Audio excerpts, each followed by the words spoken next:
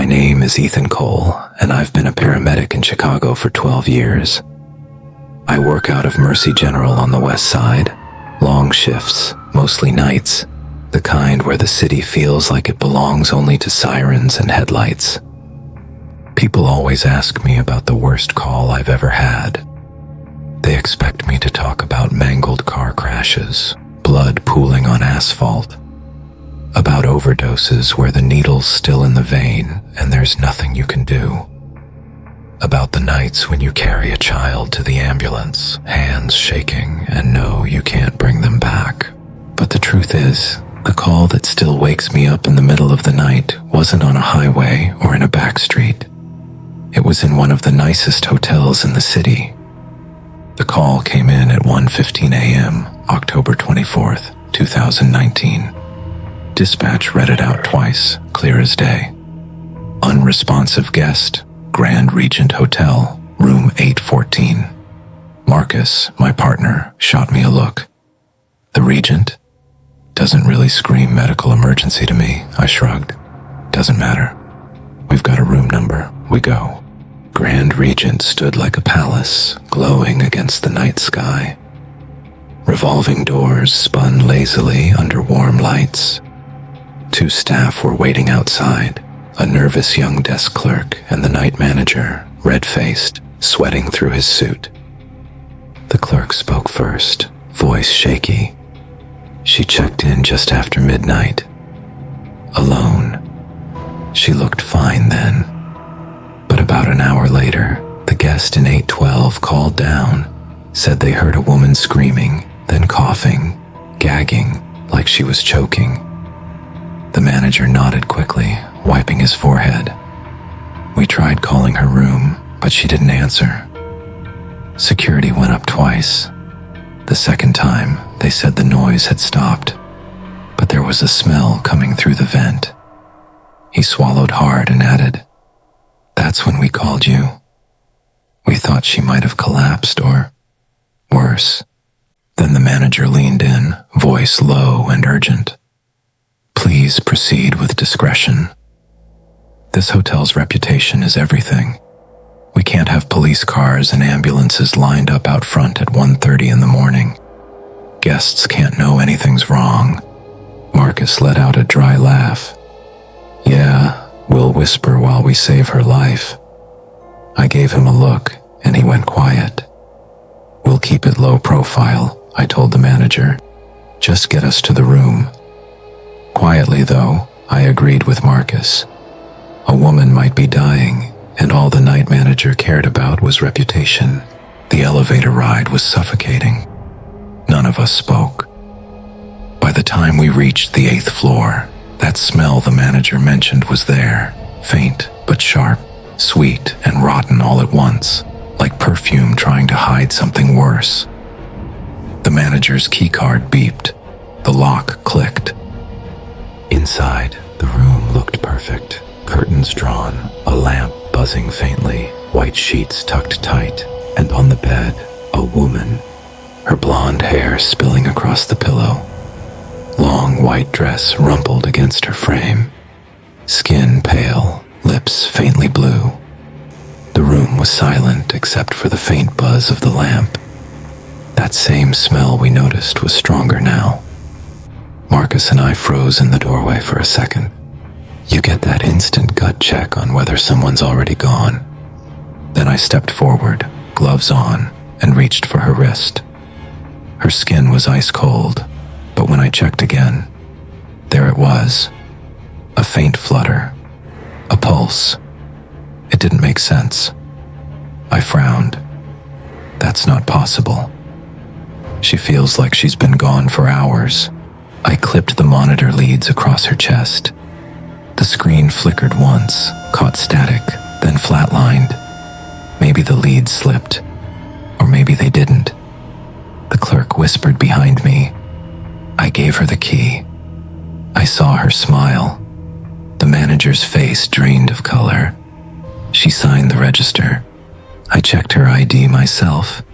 I pressed my hands to her chest to begin compressions. Then, suddenly, her head turned, her eyes opened, calm, empty.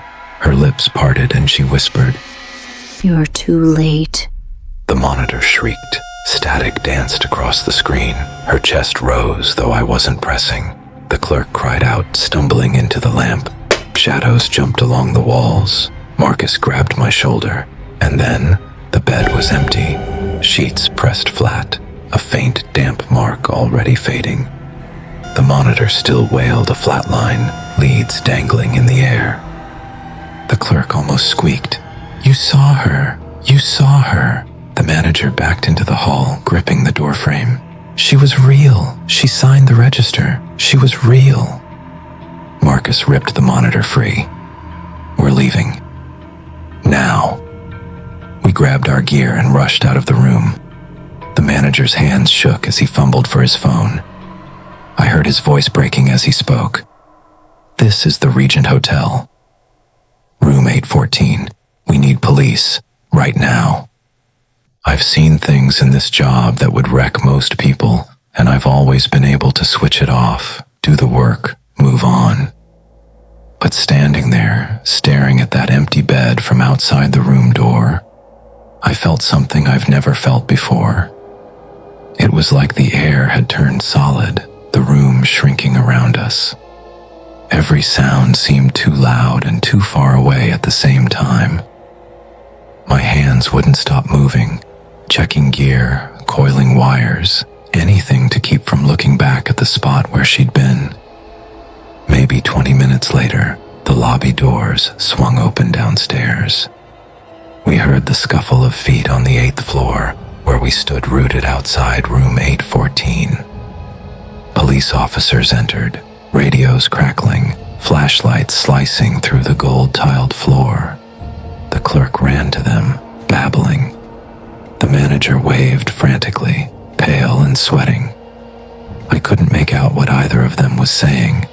Their voices blurred together, too fast, too loud, like my brain couldn't process the words. The officer who came up to me had to repeat himself twice before I came to my senses. "Where's the guest?" he asked again. I could only shake my head. Marcus's voice cracked. "Shh, she was on the bed. Then she was gone." The officer frowned. "Gone?" I pointed to the open hotel room door. "Room 814. You'll see for yourself." Within minutes, the hallway filled with people. Uniformed officers, hotel security, even a few detectives in plain clothes. Cameras flashed as they photographed every inch of the room. Radios crackled, echoing off the wallpaper. The sudden noise and light made it feel like we'd stepped out of a nightmare and into a crime scene. But there was no trace of her. No purse, no suitcase, no ID, nothing. The bed looked freshly made except for a faint damp mark sinking into the sheets. And that same smell, sweet, rotten, still hung in the air, weaker now but impossible to ignore. We stayed until the detectives finished their sweep. By the time they packed up their cameras and evidence bags, it was nearly dawn.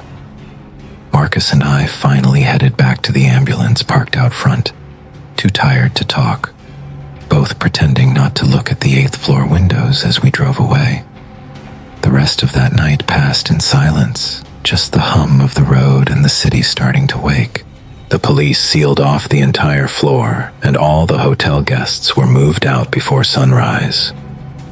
The Grand Regent closed its doors for the first time in years, pending investigation. I remember thinking about the night manager and his obsession with reputation. But by then, his problem wasn't bad press anymore. It was the fact that a guest had vanished from his hotel in front of half a dozen witnesses, and no one could explain how. A day later, I checked the dispatch record. It still shows the same entry. Call received at 1:15 a.m., Grand Regent Hotel, room 814. Status, completed. No patient found. 2 nights later, after the hotel reopened, I drove past the Regent after my shift. Its glass doors spun under golden light. For just a second, I saw her again, standing in the lobby. Same blonde hair, same white dress, staring out at me. I blinked, and she was gone. But the call remains in dispatch's system. The police logged their reports, and every officer, every staff member, every one of us confirmed the same thing. The call was real, and yet the guest was never found. But we saw her. The four of us were witness to something we will never forget for the rest of our lives.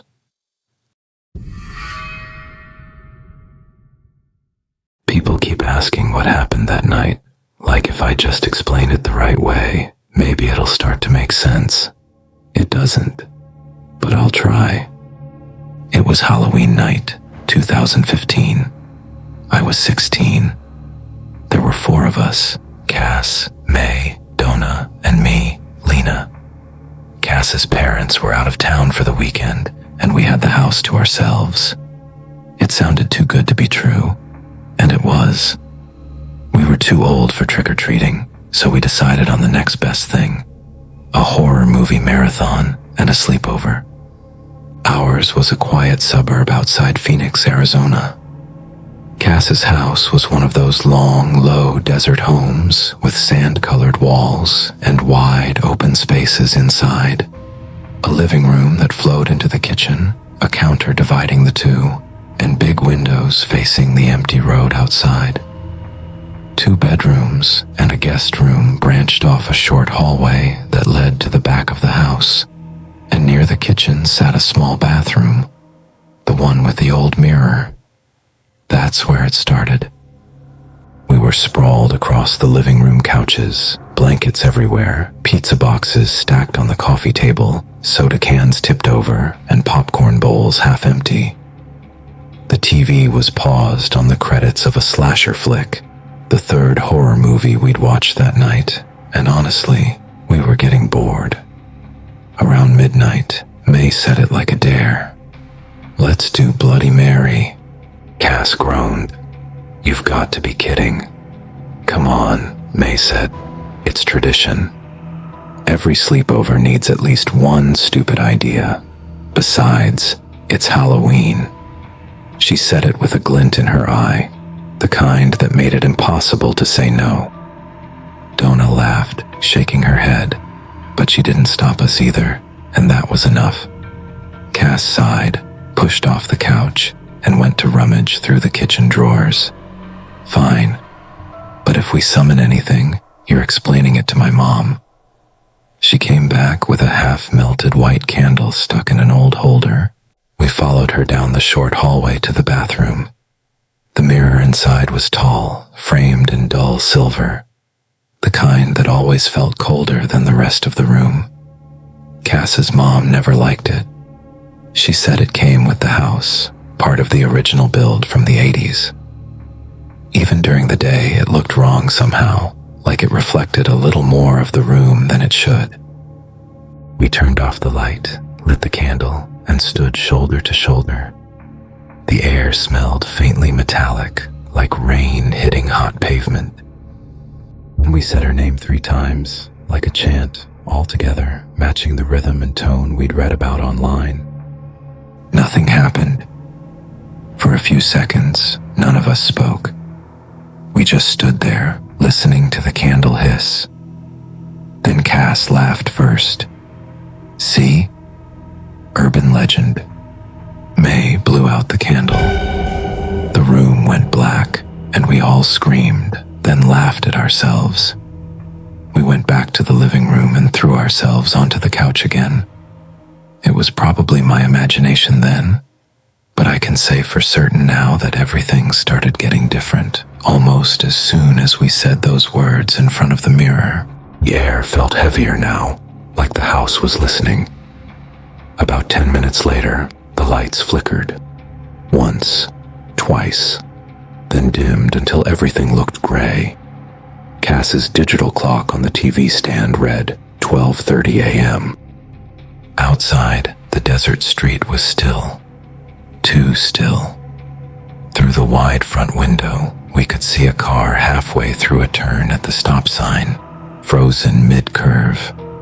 No headlights moving, no engine noise. Even the dust in the air looked suspended, caught in invisible threads of light. May whispered, "Is it just me?" or her voice stretched out like it was echoing underwater. Donna clutched her phone, staring. "My seconds just froze," she whispered. We turned to look. Her screen showed the timer stopped mid-count, 12:30 and 13 seconds, frozen in place. Cass lifted her wrist. Her digital watch, the kind that showed seconds, glowed faintly in the dim room. The display was stuck too, caught between 13 and 14, mid-blink. The tiny number just hung there, bright and unmoving, as if the whole world had forgotten what came next. Outside, through the big front window, the quiet was unreal. The car sat halfway through a turn at the stop sign, motionless. No headlights shifting, no tires rolling. And somewhere down the block, a dog was barking, a sharp, rhythmic sound that suddenly just stopped. Not faded, not trailed off. Stopped mid-bark. The echo of it still hung in the air like something sliced in half. "Cass, what's going on?" I whispered. She shook her head, staring out the window. "Maybe the power cut out or something." She said those words as unconvincingly as it actually sounded. How can a power cut make time stop? Donna frowned. Then why's the TV light still on? May checked her phone again, tapping the screen. It's not frozen. It's stuck. It's like it's waiting. We all stared at her. Waiting for what? Nobody said it out loud, but we were all thinking the same thing. That the world outside had just stopped. None of us moved. It felt like if we even breathed too loud, whatever had gone wrong out there would notice us. Then down the hallway, a faint orange glow appeared. The candle, it had relit itself. Its reflection shimmered faintly in the bathroom mirror. And even from where we sat in the living room, we could see that the image wasn't right. The mirror wasn't reflecting the hallway anymore. It showed something deeper, darker, like the walls kept stretching backward into an endless tunnel. Shapes began to form inside it, tall, thin, too smooth. Their skin glowed faintly, bluish white. They didn't have faces, just bright hollows where eyes should have been. The air began to hum, low and rhythmic, like the buzz of power lines bending in wind.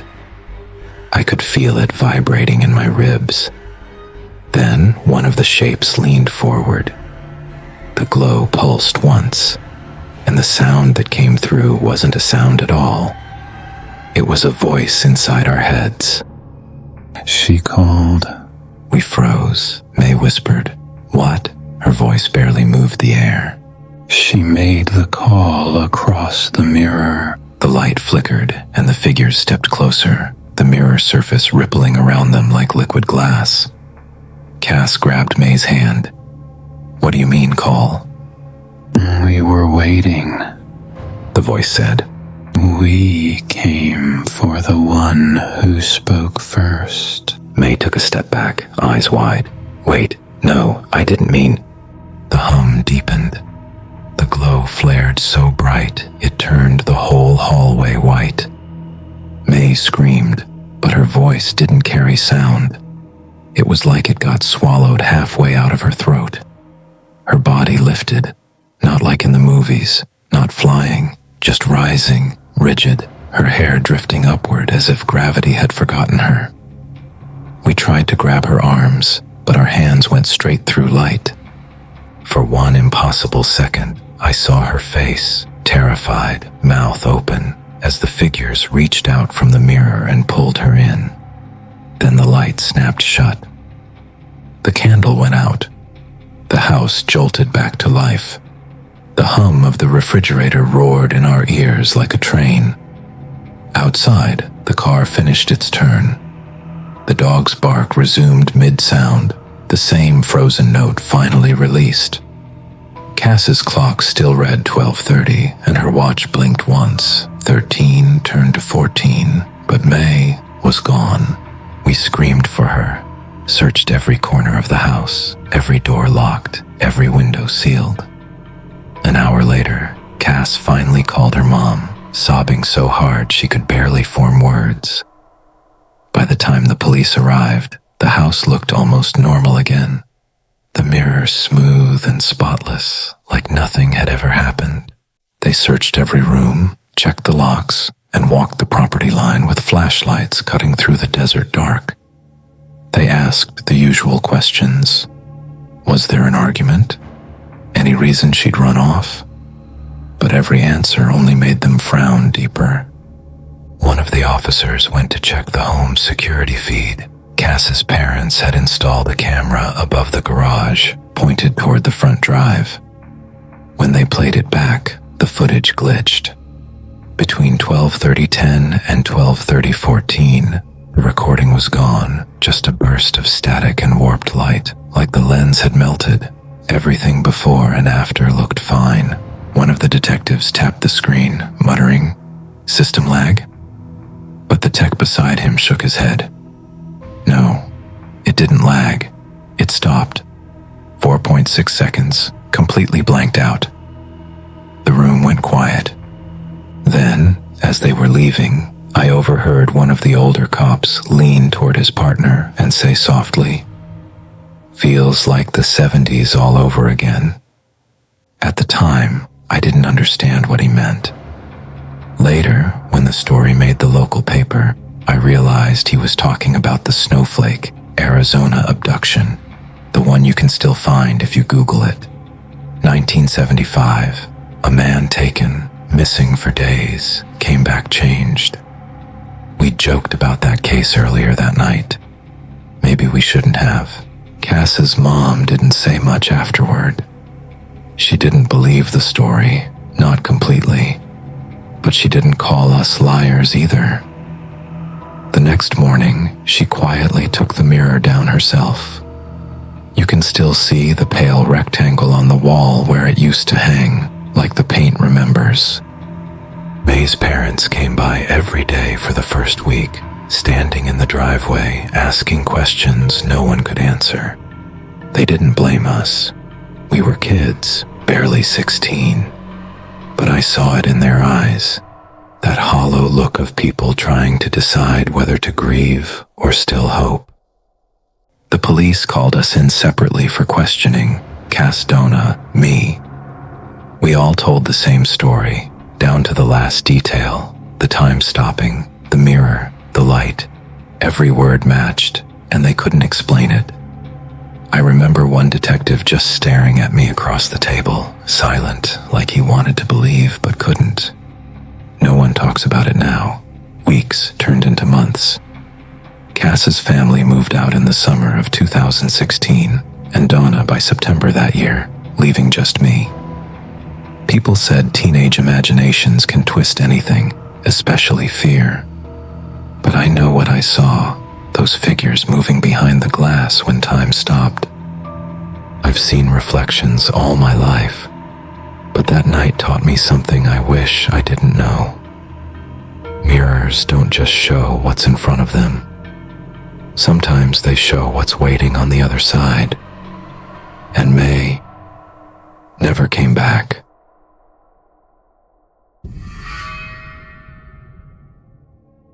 I still drive nights, but I don't take Highway 97 anymore. If you ever end up there, near the old river bend outside Miller County, Oregon, don't cross the bridge after midnight. I know how that sounds, but just don't. Back then, I worked the early shift at a distribution warehouse off Route 10, 6 in the morning to 2 in the afternoon, 8 hours of loading trucks and stacking pallets. Afterward, I'd grab a nap, eat something cheap, and head out again around 9. Rideshare wasn't about the money at first. After the divorce, the apartment felt too quiet, and I needed something to do. Something that didn't end with me getting stupid drunk alone.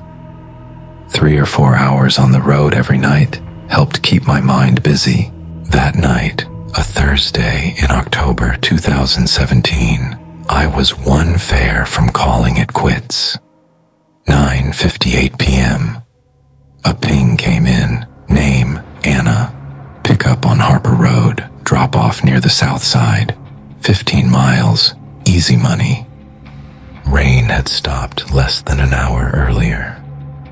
The road still shimmered with puddles, and a low fog clung to the ditches. The kind of night where every headlight looks like it's breathing. I pulled up to a gravel driveway lined with old pines. Fog hung heavy around the mailbox. She was already there, standing under the trees, arms wrapped around something bundled in a blanket. No luggage, no bag, nothing, just the bundle. Evening, I said. She nodded once, quiet. When she got in, the car filled with the faint smell of wet earth, like rain on dust. She sat behind me, center seat. Nobody does that anymore. The GPS loaded slow, then finally spoke. Continue straight for 8.2 miles, then turn right onto Old Mill Bridge.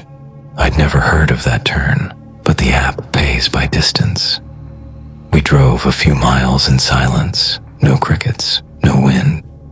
Even the engine sounded muffled, like we were underwater. I tried small talk. You visiting family out here? No answer. I glanced at the mirror. She wasn't looking at me, just at the bundle, rocking it slowly. Another mile, and the GPS glitched. It repeated the same direction 3 times, voice stuttering. Turn right onto, turn right onto, turn right onto. Then silence. The map vanished. Just a blue dot, drifting. I slowed. The road dipped toward a narrow bridge, metal lattice sides, wooden planks black with age. A sign leaned half buried in weeds. Road closed. Bridge unsafe. I stopped. I can't cross this, I said. She leaned forward, her voice soft, almost calm. Please, just across. Something in her tone wasn't pleading. It was certain, like she already knew I would.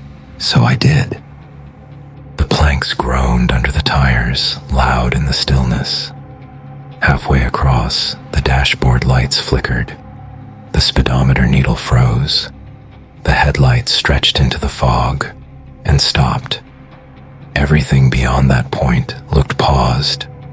Fog hung still. The river below didn't move. Then, from the back seat, came a faint static. A slow, rhythmic sound underneath it, a heartbeat. She was holding a baby monitor. The sound grew louder, faster, until the speaker cracked. I turned. Ma'am, are you hearing? I froze mid-sentence. She wasn't holding a baby at all. The blanket was empty. Just air, and that humming monitor blinking red. The air thinned. My ears popped. Something massive shifted under the water. Slow, deep, the size of the bridge itself. The woman looked up at me through the mirror. Her eyes caught the headlights and reflected them back, flat black. Then she spoke, steady, like she was finishing a sentence she'd started long ago. He's still waiting for me. The monitor gave one long tone, flat and endless. I slammed the gas. The car lurched forward, lights flaring back to life. The sound stopped. By the time I hit the other side, the seat was empty. The door still locked. Only the blanket remained, soaked through, smelling of river water. I drove straight home, every mirror turned away. When I got there, I sat in the driveway for a long time, trying to convince myself I'd just fallen asleep behind the wheel. Then I went inside, downed half a bottle of whiskey, and called in sick the next day. By dawn, the blanket had dried stiff, a thin crust of silt across the fabric, like it had been underwater for years. next day, I checked the route history. No trip logged after 9:58 p.m. The app showed a gray banner that read, GPS signal interrupted, data unavailable. I'd never seen that before. A week later, I saw the news. Old Mill Bridge demolished. They'd found structural collapse after years of flooding. While removing debris, the crew discovered a rusted baby carrier wedged under the center beam. Inside it, fragments of plastic from an old two-piece baby monitor, still faintly recognizable after nearly 2 decades underwater. Investigators later confirmed the carrier matched records from an unresolved case in 1998, the disappearance of a woman named Anna Rourke. According to old reports, she'd been driving her infant to the hospital during a storm. The bridge had been closed for repairs, but the warning signs washed away in the rain. Investigators believed the bridge gave out beneath them. The car and both passengers plunged into the river. The baby's body was recovered downstream 2 days later. Anna's was never found. When I read that, something in my chest finally went still. It didn't make it easier to believe, but it made it real. Sometimes when I drive past that stretch of highway, I still glance toward the bend. The river always looks calm, too calm. And every now and then, I swear I see headlights under the water. Just 2 faint orbs waiting to surface. I don't cross bridges anymore. And if the GPS ever says Old Mill, I delete the ride. Because sometimes the map isn't taking you somewhere. Sometimes it's leading something back.